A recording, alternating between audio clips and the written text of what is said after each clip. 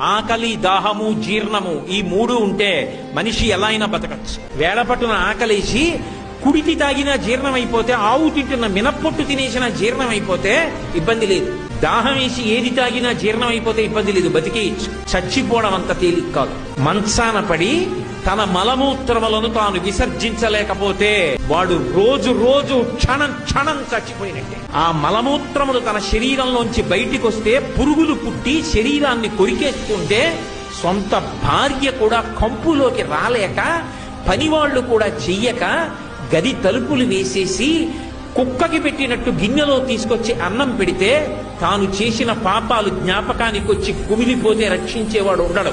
అనాయాసంగా వెళ్లిపోవడం అంత గొప్పది. అది ఇవ్వగలిగిన వాడు శంకరుడు ఒక్కడే. అందుకే బ్రతికినంత కాలం ధర్మాన్ని పట్టుకుని బ్రతికిన వాడు ఎవరి దగ్గర చెయ్యి చాపకుండా బ్రతికి, ఎవరితో చేయించుకోకుండా పరమ సంతోషంగా భగవన్నామం చెప్పుకుంటూ వెళ్ళిపోతాడంతకన్నా ఏం కావాలి మనిషికి?